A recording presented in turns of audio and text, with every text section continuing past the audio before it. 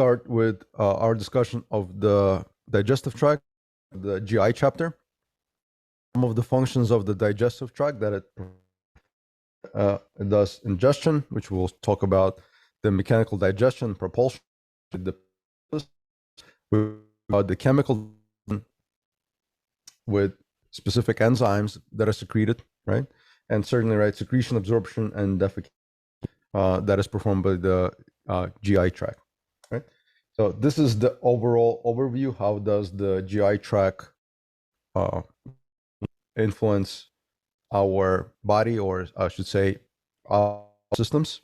So the digestive tract primarily there to essentially get the nutrients from the food, to break up the smaller pieces, which we call amino acids.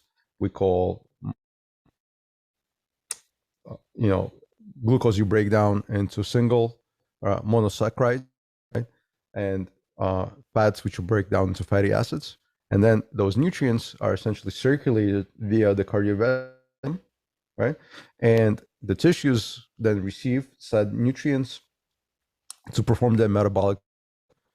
And as the tissues perform their metabolic functions, they make CO2 and they make waste products. And that is basically taken back into the circulation, right? You can have excretion of the GI tract. You can have excretion via urinary system, right? Making urine. And certainly, right, this gets released by the respiratory system, by the lungs, right? Which essentially puff out as CO2. So this is the schematic overview of the digestive system, how it fits with us, right? This is initially, right, when you are consuming any type of food, it comes in as a bolus, means like one mass. Giving IV bolus. What does IV bolus stand for? You're giving that medication in one shot, or in one mass. And this is what we see here. As the food is coming in, right, it's going to go into the oral pharynx. This here, anyone know what this structure here is? I specifically was referencing the structure when we were doing intubation. The epiglottis. Epiglottis, right? Very good. So this is in fact the epiglottis, and it blocks the entry of food through the trachea, right? So this flap basically closes in on itself, as you see here, right? As the food is propelled, the epiglottis here is closed to not allow entry, right, of this food bolus into the reason why this is important for intubation is that when I was teaching you, I told you basically use your blade guide the tongue, right? So your primary focus was finding the epiglottis. If you find the epiglottis, then you're going to insert your blade in the space, molecular space. If you insert your blade too deep, what you're going to do is you're going to basically lift this whole structure and you're going to go esophagus. And the problem with that is you're going to have the intubation of the esophagus. So inch on your tongue, find epiglottis first, then you're going to sit the blade in the vallecula, right? The purpose of this epiglottis is not to allow entry of, and this is why when the person becomes unresponsive and they can no longer protect, we're worried about the food or gastric contents coming up, right, from the esophagus, from the GI tract, and now entering the trachea. If this occurs, person may get essentially aspiration pneumonitis or pneumonia in the lungs, which we want to avoid. That's why we secure their airway with intubation being the gold standard, right? And your supraglottic devices that you've been practicing, right, like LMA, King LT, and so forth, they do not isolate the trachea, right? Because that device one balloon sits in the esophageal sphincter, right, and the one sits in, so it doesn't isolate the trachea. So with the supraglottic airways, person can still aspirate. This is to keep your attention on, right? So as the food comes in, it propels into the esophagus, making its way to the stomach. This here being the which make sure, right, no food goes there for obvious reasons. It does peristalsis, right, or these contractions, and then makes its way in the stomach. We're going to talk about all the enzymes that are going to be secreted. This here is called the lower esophageal sphincter, right? if those who heard, right, the gastric reflux disease, this sphincter may not be super functional, right? It may contracting all the way, so you have regurgitation, right? That's why those who have GERD may have issues, right? Just one of the reasons why. So once it gets to the stomach, right, it's going to be digested. This is the just the pictures of all of this that I was showing you, right? As the bolus is passing through, and it's making its way to the stomach, right? All the way to bypass the lower esophageal sphincter. Now, what are the organs of the digestive system? So here we see the major organs starting with the oral cavity. So the oral cavity, not only you have the teeth, the oral cavity here, right? So your bolus of food will come into the mouth. The teeth will masticate, or they will chew the food, right? The salivary glands that are found here in your mouth, they actually amylase, and amylase will start to break down the carbohydrates into single sugars, monosaccharides, right? Such as glucose, fructose, lactose.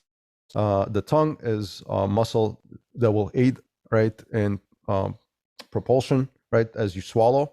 By the way, I was saying when we were doing airway, how do you fully know is able to protect their airway? What functions do they need to possess for me to say this person's airway is fully? They can swallow. They can swallow, right? So very good. So first of all, they're alert and conscious, and they need to be able to phonate making sound. And I say, hi, my name is Nikolai. I'm a part of your name, sir. And the guy says, my name is Mike. He's able to vocalize that, so he's making sound. If I wanted to be 100% crystal clear that his airway is protected, I'll say, sir, can you? If they're able to swallow, it tells me that they're able to clear secretions. No secretions can pull in their mouth. So if they're swallowing, right, no secretions are pulling here, and that tells me that his protective reflexes are intact. If you have a person who may somewhat of somewhat of intact gag reflex, that does not tell me he is protecting his airway, right? Because he may have secretions pulling in the airway that may cause aspiration, right? So that's very good that you remember that. Who said that ability to swallow? That was me. Oh, Christina, very good, very good. Yeah. So as the food bolus, right, makes its way down the esophagus, it's going to come to the stomach, right, and the stomach is going to churn, is going to make these motions, right. There's definitely enzymes there, pepsin and hydrochloric acid that will essentially start to that bolus of food, and as the bolus of its way further, we have the small intestine. Predominantly, that's where the majority of the absorption of these amino acids and will occur, right, after the breakdown. Liver, in this regard, right, makes bile, which is going in the gallbladder. Gallbladder stores that bile. The bile is emulsify fats, right? Pancreas is going to secrete enzymes that break down, right? Pancreatic amylase breaks down sugars. Is going to secrete proteases that break down proteins, right? By the way, here's a good question. Pancreas has all these enzymes, for example, that break down proteins, right? Proteases. As you know, right, the tissue is also, right, made of amino acids. Why doesn't pancreas, the enzymes that are there, break down pancreatic tissue itself? So why don't the enzymes that are found in the pancreas auto-digest the pancreas itself? It probably is lined with like epithelial tissue or something, right? Well, the stomach has the epithelial tissue, right, to protect against the acidity of it, right? So it has that tissue. But in the pancreas, why don't those enzymes break down the tissue itself? Do you know? Maybe they're deactivated when they're in the Yeah, pancreas. Christina, you're correct. Deactivated, they are not in the active state, right? And later on, once they're secreted, right, they're known as zymogens, and they're still inactive. And once they get site, maybe the small intestine, right, is where the activation. We'll talk about the activation of that. But yes, initially as an active enzymes, and then they're able to perform their functions. Then the bolus of food makes its way to the large intestine, as we see here. The main function of the intestine is to reabsorb the water, right? So it will reabsorb all the water, and then the final bolus will essentially become hardened as it's making its way from ascending, right, colon transverse to the descending, and then it's going to make its way to the anus, where the remainder, right, here, right, it's already probably dehydrated. All the water's been in the large intestine, and then you have the internal anal sphincter, external anal sphincter. The process of defecation, right, occurs. You basically pass out stool. Hopefully, you absorb all the nutrients in the small intestine that you need for your metabolic function. So this is basically an overview. We're gonna go a little bit more in depth right now. This is just a picture of the cadaver, right? How this actually looks like. You see the left and the right lobes of the liver here. We're going to specifically so the portal vein, hepatic portal vein, and the hepatic, which comes into the inferior vena cava, and how the absorption of glucose is important for us in terms of the body's processes. We see the stomach, right, which is here, right? We see the body, right? So this duct is connecting gallbladder, which will we learn secretes bile to emulsify fats. It's going to secrete it into the small intestine, right? This is, you see here, the diaphragm, right, is this portion here subdivides the basic cavity from the cavity where your lungs are found, and this is just the overview. We talked about the upper portion, right, being the lower sphincter, right, which is here, and then the bottom portion of the stomach, right, we see the pyloric sphincter, and the opening of the pyloric sphincter, right, will now move the bolus that we ate or the food towards the small intestine. Right. Let's talk about the actual processes of the digestion, what's being secreted.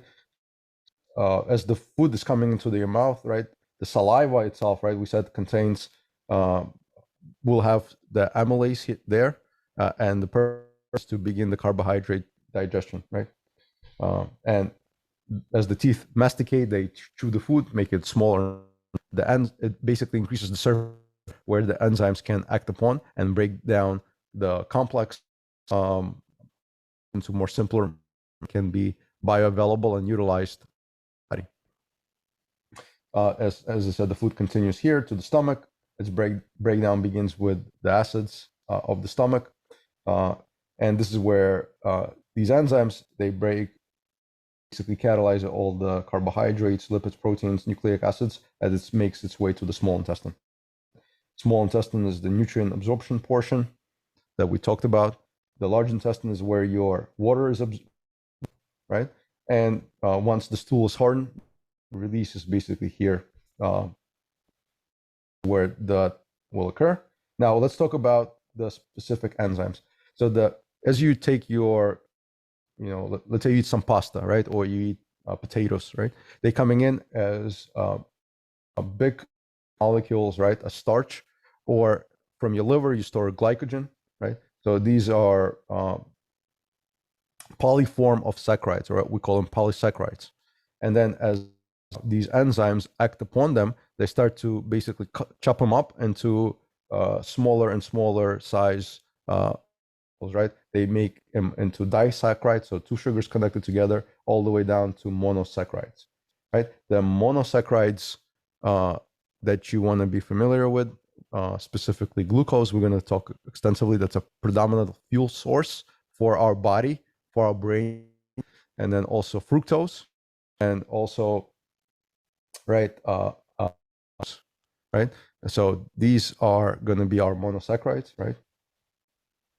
Glucose, fructose, galactose, and the disaccharides are a combination of these two together, right? As you see here. Now, what are the enzymes that act upon them? So for the most part, the enzyme, right, we see here is amylase. We see salivary amylase made in your mouth, right, with the salivary glands, and your pancreas, which is secreted by the pancreas in the small intestine. And their job is to basically chop up the big molecules of glycogen or starch and make them into smaller molecules like monosaccharides so that it can go into our bloodstream, right? And we can start to utilize them. By the way, if I, take a glucometer, right, and I check your blood glucose level, what is the normal blood glucose of a normal person at a resting state? Let's say at the resting state, they haven't just ate like a couple of hours back. They have no process. Go ahead, Under 100. 90. What would you say, Sad? Under 100.